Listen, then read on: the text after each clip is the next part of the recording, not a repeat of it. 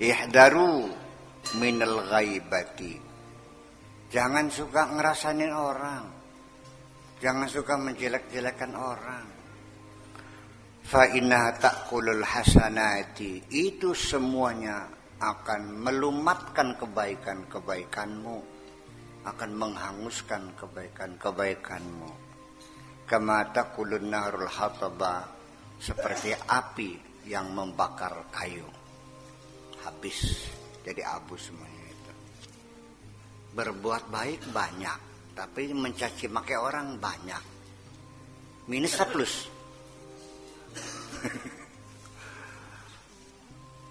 Mata awadaha man aflaqatu. Orang yang berbahagia tentu tidak mempunyai kebiasaan seperti itu. Kalau mau bercerita i'tibar juga ada kode etik. Jangan disebutkan namanya. Orang mana Pak Kiai? Ya nggak usah tahu lah. Kalau sebutin namanya kan namanya mengupat juga.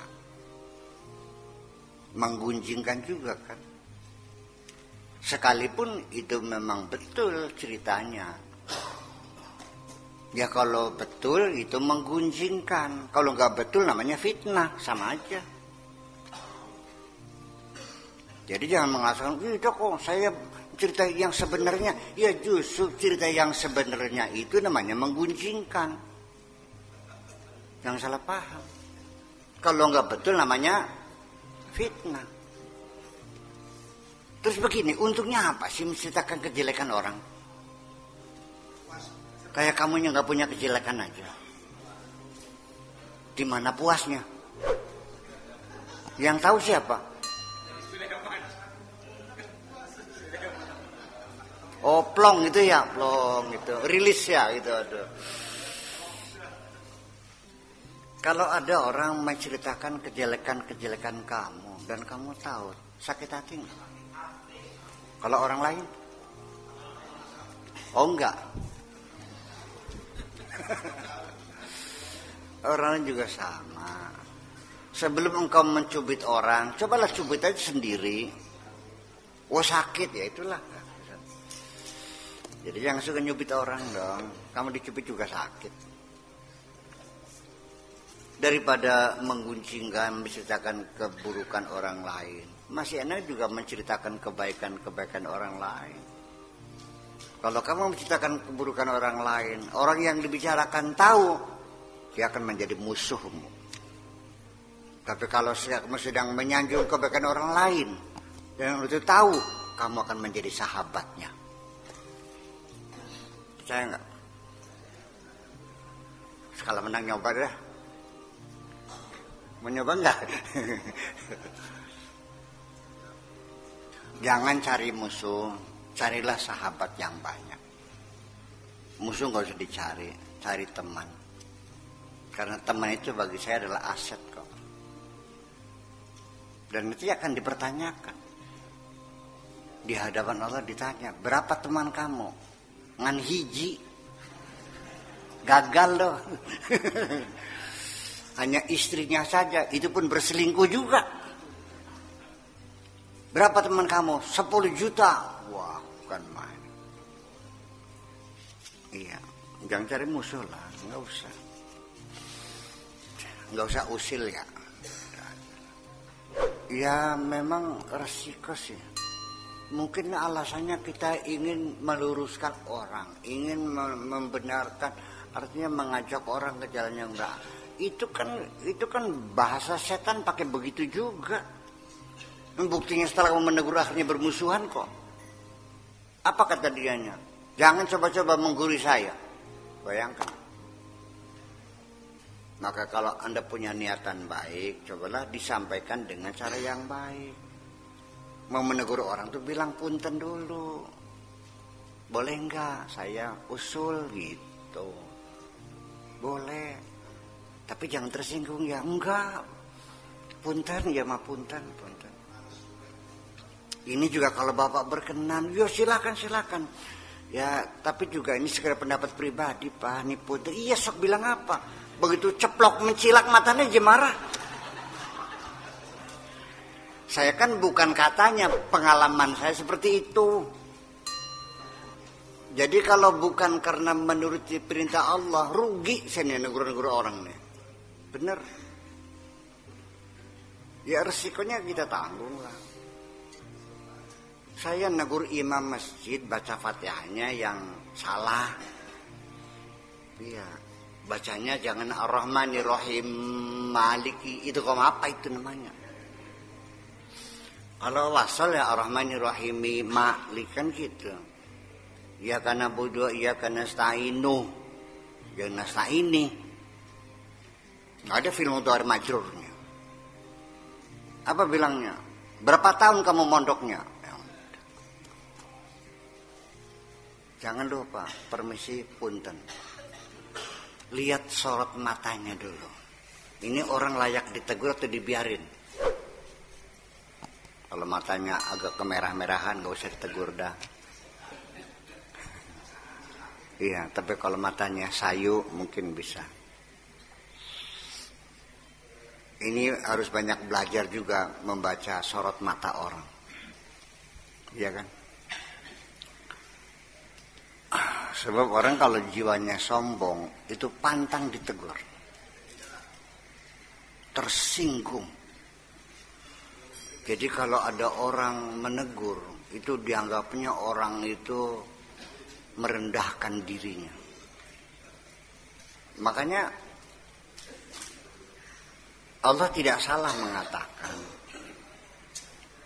bahwa salah satu metode untuk mencapai satu kebenaran, yaitu kita harus siap mengkritik dan siap dikritik. Itu adalah namanya tawasau bil haqqi wa tawasau bis sabr. Karena kita juga bisanya baik karena ada yang menegur. Kita memperbaiki kesalahan karena ada orang yang menegur. Tanpa ada orang menegur kita tidak tahu kesalahan kita kok. Jadi kalau ada orang menegur terima kasih, marah. Benar nih. Tapi kalau Anda berjiwa sombong akan marah. Percayalah. Nun. Ya mungkin kalau yang menegurnya orangnya sudah sepuh barangkali ya, sudah umur 90 tahun. Orangnya gelar profesor, doktornya 7 doktor ya, doktor fisika, doktor kimia, doktor biologi, mungkin ya dia nerima. Tapi kalau selevel kamu pasti marah juga. Berarti tawaduk dia itu menghormati orang yang menegurnya itu adalah bukan tawaduk asli. Nah, cerdas juga kamu nih. Ya itulah semuanya. Itulah. Wa man arafa biha qallat hurmatuhu 'indan nas. Kalau orang itu ketahuan mengguncingkan orang lain, jatuh harga dirinya di mata orang lain. Qallat hurmatuhu 'indan nas. Betul enggak? Jadi ternyata engkau sendiri yang menjatuhkan martabatmu itu. Jadi ketika Anda menghina orang lain, sebenarnya menghina dirimu sendiri. Dan ketika engkau menghormati orang lain, hakikatnya adalah menghormati dirimu sendiri. Bagaimana orang lain hormat kepada kamu, kalau kamu tidak hormat kepada orang lain? Tidak usah minta dihormati. Mulailah dari dirimu sendiri, hormatilah orang lain. Ngandel sorok beliwis. Iya, wahdaru, berhati-hatilah. Minan nazar bisyahwatin, melihat, menilai sesuatu berdasarkan syahwatmu, didorong oleh syahwatmu. Fainahu yazra'ul ma'siyata fi qulubikum, dengan memandang sesuatu yang disertai dengan syahwat, itu artinya menanam kemaksiatan di dalam hatimu. Itu namanya bercocok tanam kemaksiatan di dalam ladang hatimu. Wa akibatuhu ghairu mahmudatin. Akibatnya pasti akan tidak baik, tidak terpuji. Fi dunya wal akhirah, baik di dunia maupun di akhirat. Wahdharu minal yaminil kadhibati. Berhati-hatilah, jangan bersumpah palsu. Fa innaha tatrukul diyar balaqi'a, akan membuat negeri ini menjadi gersang dan kering kerontang semuanya itu. Tadhhabu barakatul amwal wal adyan, akan kehilangan keberkahan harta dan keberkahan agama. Waihak, goblok kamu, koplok. Tunfiqu malaka bil yaminil kadhibah, kau dermakan, infakkan hartamu hanya karena sumpah palsu. Wa takhsaru dinaka walau kana laka aqlun, dan kamu akan mengalami kerugian, rugi dalam beragama. Lau kana laka aqlun, kalau kamu punya akal, la alimta anna hadza hiyal hasratun bi'ainiha. Kalau kamu memang punya akal, kalau memang kamu cerdas, ini dipahami, itu adalah kerugian juga. Taqulu wallahi azza wa jalla ma fi hadhil baldati mithlu hadzal mata'. Kamu katakan demi Allah, tidak ada sesuatu yang di negeri ini yang seperti ini nikmatnya. Wala inda ahadan, dan tidak ada pada siapapun mislu seperti itu. Wallahi innahu yusawwi kadzalik kadza wa kadza. Ini nilainya seperti ini, seperti ini. Wa innahu alayya bikadza wa kadza, dan saya menilainya seperti ini, seperti ini. Omongan gombal semuanya. Wa anta kadzibun fi kulli ma qultahu, semuanya rayuan gombal, semua bohong semuanya itu. Semua tashhadu bizur, dan kamu memberikan kesaksian palsu. Wa tuhlifu billahi azza wa jalla, bersumpah dengan atas nama Allah, innaka shadiqun, bahwa kamu benar. An qaribin, ya, yaji'ukal amyu waz zaman, percayalah tidak akan lama lagi kebutaan akan datang kepadamu. Buta hati, buta pikiran, dan buta segala-galanya. Ta'addabu rahimakumullah, yang sopan dong, yang sopan. Ya. Semoga Allah merahmati kamu. Baina yadail haqqi, di hadapan Allah itu yang sopan, yang baik, yang tahu adab tata krama. Man lam yata'addab bi adabi syar'i, barang siapapun yang tidak beradab dengan adab syariat, maka akan adabatun nar, nanti akan diadabi oleh neraka. Kalau kamu tidak bersopan-sopan di hadapan Allah dengan berdasarkan syariatnya, maka siap-siap kamu akan dididik oleh api neraka. Diapain? Iya. Yaumal qiyamah nanti. Iya. Sa'alahu sa'ilun faqal, ada orang yang bertanya. Ada orang yang bertanya. Faqal, dijawab, man fihi hadhil khamsah khisal au ba'duha.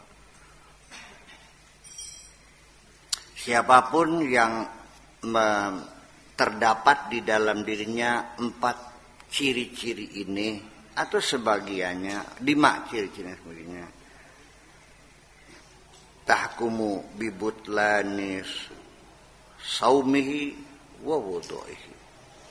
Ini dinyatakan batal puasanya dan batal wudunya. Faqal, apa ya begitu? Qal saumuhu wa wudu'uhu la yabtulu. Secara syariat ya puasanya wudunya enggak batal. Walakin hadza jaa ala sabilil wa'd wa tahdzir wa takhwif. Tapi wa takhwif wa takhawuf. Tapi ini semuanya adalah hanya sebagai nasihat saja, memperingatkan dan sekedar menakut-nakuti saja.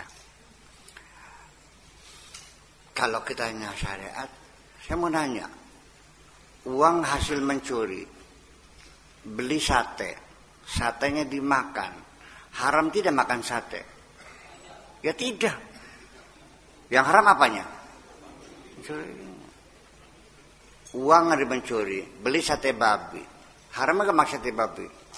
Dari sumber yang jadi baik mana? Tidak ada yang lebih baik, semuanya jelek. Ya, karena bagaimanapun juga dari sumber yang haram, sekalipun yang dimakan sate kambing, ya tetap Anda menanggung dosa mencuri itu. Jadi kalau satenya halal enggak? Halal satenya. Yang haram apanya? Wa kana makaluhu haramun wa mashrabuhu haramun wa malbasuhu haramun wa maskanu haramun fa anna yustajabu lahu. Makanannya haram, minumannya haram, pakaiannya haram, rumahnya haram, bagaimana bisa dikabul? Jangan mimpi. Ya kan begitu. Iya kan? Wes paham? Ya gulam la'alla gadan ya'ti wa anta mafqud. Bisa jadi besok akan terjadi, kamu tiada. Bisa jadi besok kamu tidak ada. Min dhahril ardi, di atas bumi ini. Mungkin saja besok kamu udah nggak ada di bumi ini, hilang, dan pangkatnya jenate, almarhum dan almaghfur lah. Ya kalau orang biasa almarhum, kalau kesepuhan yang kita hormati almaghfur lah. Ya kan begitu. Dalam bahasa Jawanya ada lebih bagus, jenate. Jadi kalau almarhum itu artinya jabatan sekaligus doa, semoga mendapat rahmat Allah. Kalau al-maghfurlah jabatan juga sekaligus doa, memintakan ampunan kepada Allah. Kalau jenate juga sama bahasa Arab, jannatuhu. Apa jannatuh tuh? Jenate itu sekaligus menyebutkan pangkat seseorang yang mati, sekaligus mendoakan mudah-mudahan sudah di dalam sorga. Jadi yang hebat mana? Jenate. Nah, orang Jawa menang dah. Di Sunda jenate juga. Jenatnya, jenatna gitunya. Mudah-mudahan sudah ada di dalam sorga. Itu. Aula alla hadza yakunu sa'atan ukhra. Atau juga hal ini bisa terjadi pada waktu yang lain. Bukan besok, mungkin besok lusanya lagi saja. Ishadzal ghaflah. Lalu ngapain kamu tetap lalai seperti itu? Kan mungkin besok kamu mati kan? Ya lalu kenapa terus lalai terus begini? Nggak ada sadar-sadarnya. Yang lucu lebek nih, habis mandiin mayit. Selesai nggak pulang ke rumah istrinya, enggak, mampir dulu ke rumah janda. Istrinya kan telepon, Kang, sudah selesai belum mandiin mayitnya? Oh ada satu lagi yang dimandiin. Punten pala be guyon ini. Ini guru wajok kok, Mbak. Lebih kita baik-baik kok.